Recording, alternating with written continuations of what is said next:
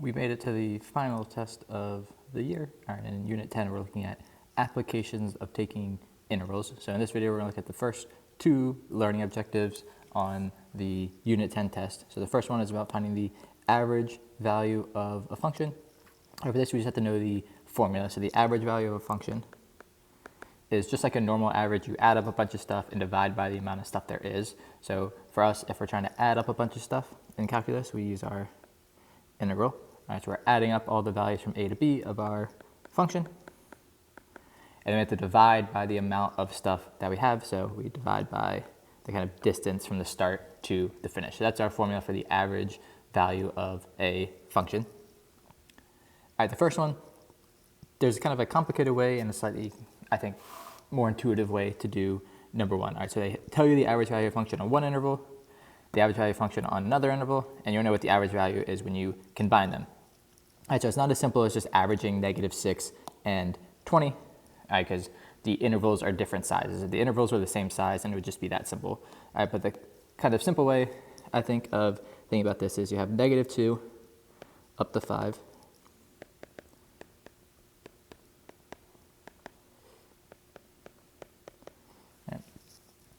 And from -2 up to 3, the average value is -6. You kind of think about each one of these regions is -6.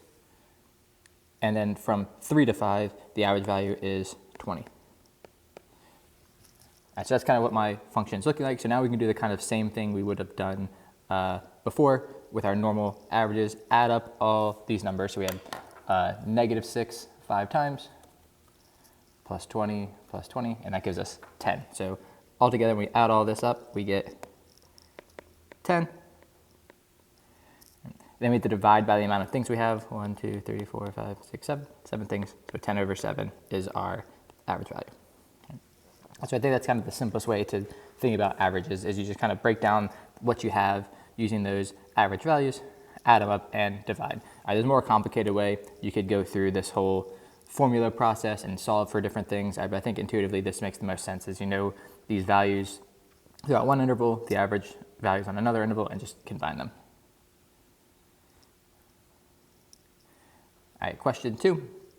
They give us this formula for the intensity of light at a specific distance. I want to know what is the average intensity. So anytime you're going to see like average for some type of function, you're going to do this average formula. So our average formula is going to be 1 over 6 minus 4.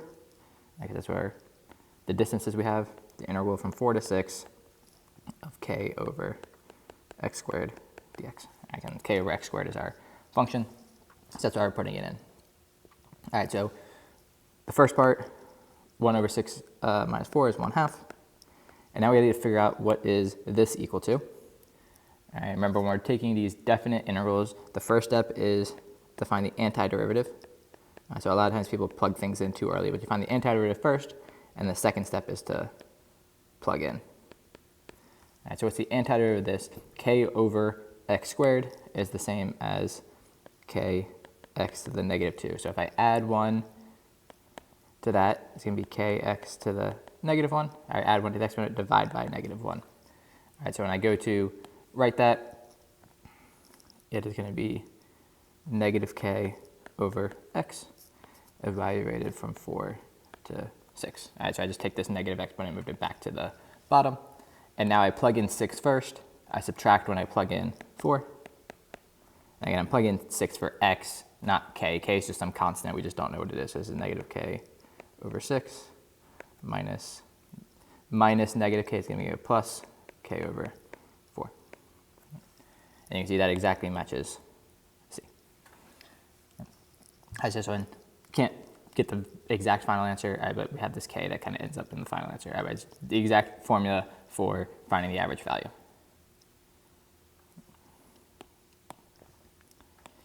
The thing that we haven't done a lot on our previous test is having to use a calculator to do them, but since a lot of these integrals are going to get pretty complicated, there are some that require a calculator. There's no way you could do this without a calculator.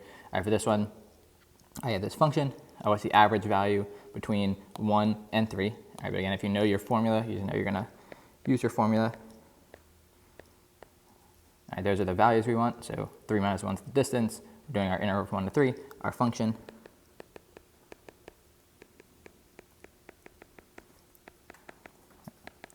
And this is just something you would put in your calculator. If you're using your handheld TI calculator, there's the math button in the kind of top left. It's like 2 down in the top left. And then number 9 is integral. So if you do that, you'll get a thing that looks exactly like an integral. It'll kind of like this. So you would put the 1 in the first box, 3 here. You would type out your function there, and our variable is x, so you just put an x there. Type it all out. Don't forget about the 1/2 too. You can just take the final answer and multiply it by the 1/2 at the front. But I'm just going to use Desmo, so I have 1/2, 1 to 3, sine of 2x, cosine of 1 plus x. And I get 0.370. Oh, no, I rounded wrong. It should be 369, which is B. Yep.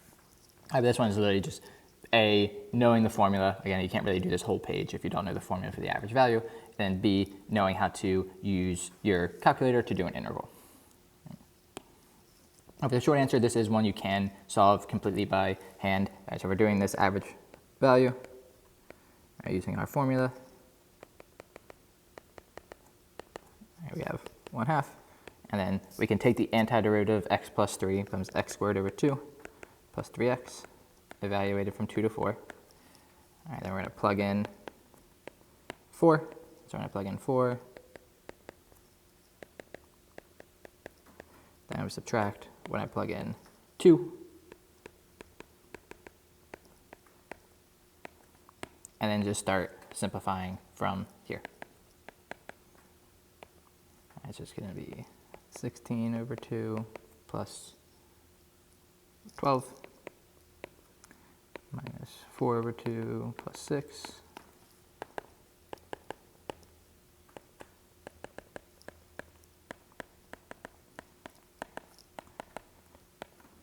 let's see, 20 minus 8, and you get 6. So the final answer, you get 6. I'm just going to double check it with the calculator. 2 to 4, x plus 3 dx. Yep, you get 6. So our final answer is 6. For the short answer one, I'd expect you to show out all the work. Only ones that require a calculator, I expect you to kind of just put in a calculator and get the decimal. For these ones that you can do by hand, I would expect you to do that by hand. Our next learning objective has to do, we kind of combined 2 of the learning objectives, but the kind of first one is about position, velocity, and acceleration. Remember, there's a relationship between those. Derivatives go this way, and then antiderivatives go back the other way. And just general applied context of integrals. So all of these are related, so we just turn it into one learning objective.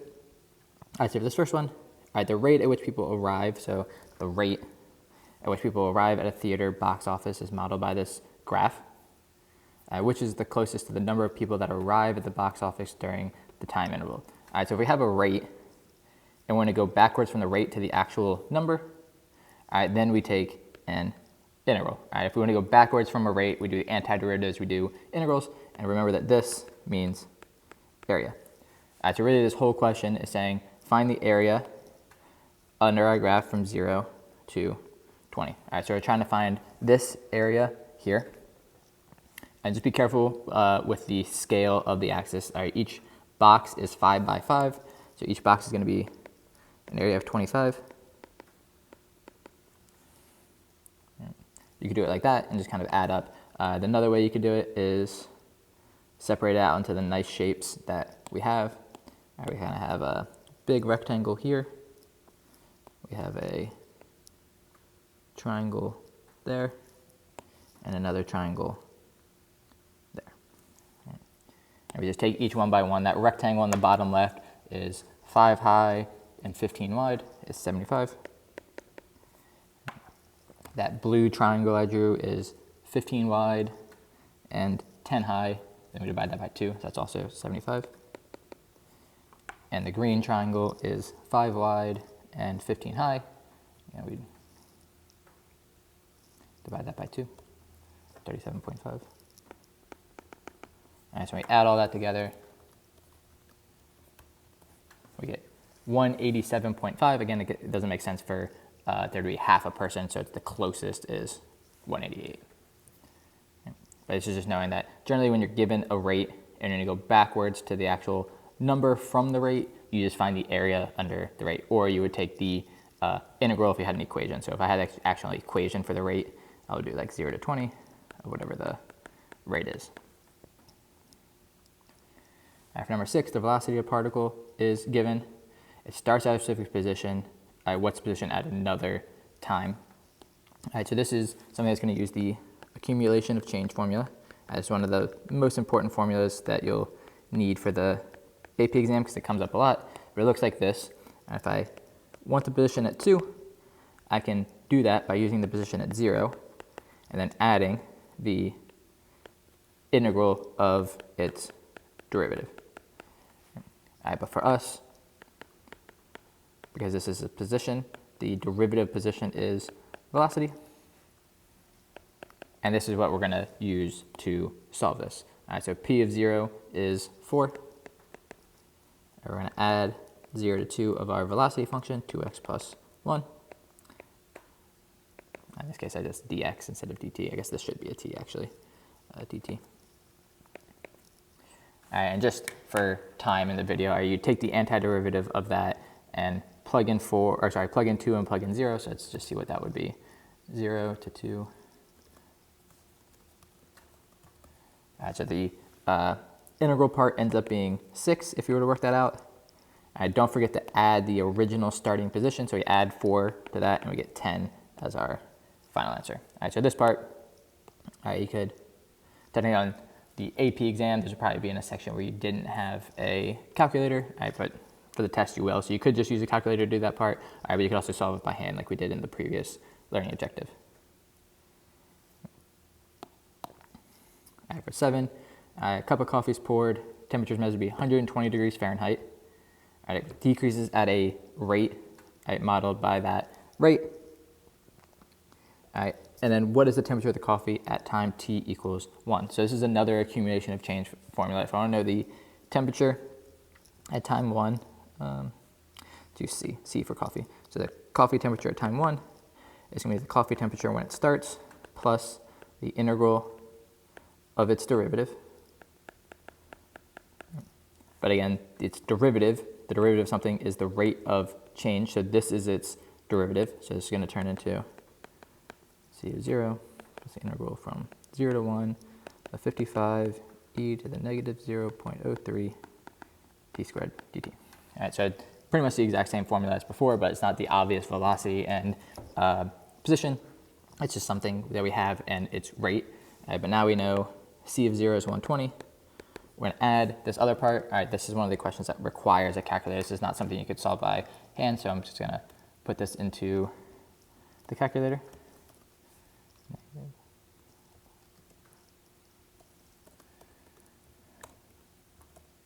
All right, and that gives me 54.45.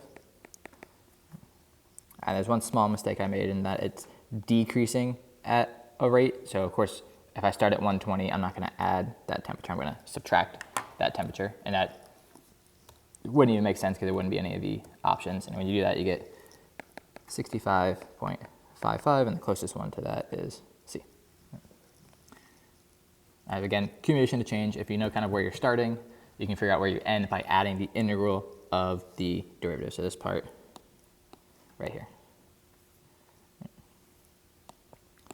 The short answer question goes back to acceleration and velocity and position. So we start with the acceleration. We're going to get all the way back to position. So to go from acceleration to velocity, we take an antiderivative. So we take the antiderivative of 12t plus 6.